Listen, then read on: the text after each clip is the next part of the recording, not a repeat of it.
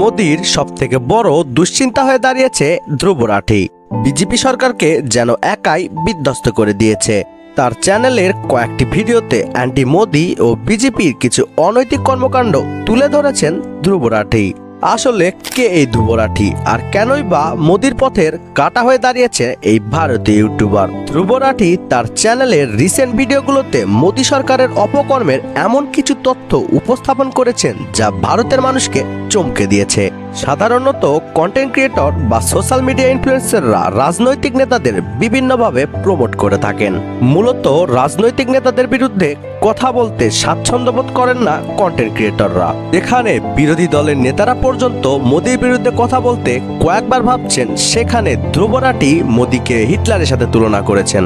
ধ্রুব রাঠি এমন একজন ব্যক্তিত্ব যার সাথে বিজেপি বা পলিটিক্সের পূর্বের কোনো সম্পর্ক নেই। ধ্রুব রাঠি তার কোয়ালিটি কন্টেন্ট ও উপস্থাপনের মধ্য দিয়ে অসংখ্য মানুষের ভালোবাসা অর্জন করেছেন। এমনকি ভারতের কয়েকটি প্রদেশে বড় স্ক্রিনে দেখানো হচ্ছে ধ্রুব রাঠির ভিডিও। ধ্রুব রাঠি তার ভিডিওতে নতুন করে কিছু বলছেন না বা নতুন কোনো তথ্য উপস্থাপনও করছেন না। অতীতে পাওয়া ফ্যাক্ট ও ঘটনাকেই তার তীক্ষ্ণ উপস্থাপনের মধ্য দিয়ে প্রকাশ করছেন।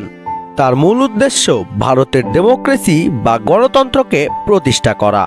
মোদি সরকার হিন্দুত্ববাদের ঝান্ডা উড়িয়ে পুনরায় ক্ষমতায় আসার যে চেষ্টা করছেন তা মোটেই উচিত নয়, এমনটাই বলছেন ধ্রুব রাঠি।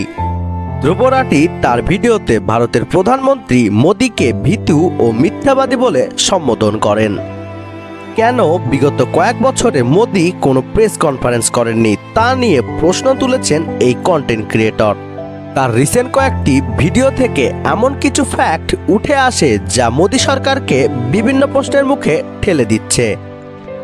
আর ভিডিওর জনপ্রিয়তা এতই বেশি যে আজ পর্যন্ত যারা মোদি সরকারের পক্ষে ছিল আজকে তারা মোদির বিপক্ষে কথা বলছেন।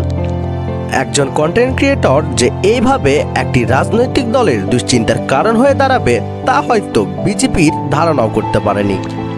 ধ্রুব রাঠির সাথে রাজনৈতিক দলগুলোর কোনো সম্পর্ক নেই, যার কারণে তার বক্তব্যের বিশ্বাসযোগ্যতা অনেক বেশি। ধ্রুব রাঠি একটি ইন্টারভিউতে বলেন, দেশের ডেমোক্রেসি এইভাবে নষ্ট হতে পারে না, আমাদেরই এই বিষয়ে আঙ্গুল তুলতে হবে।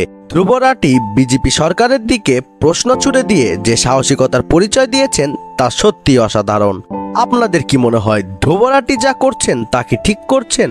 কমেন্ট করে জানাবেন। আর এরকম ইনফরমেটিভ ভিডিও পেতে আমাদের চ্যানেলটিকে সাবস্ক্রাইব করবেন।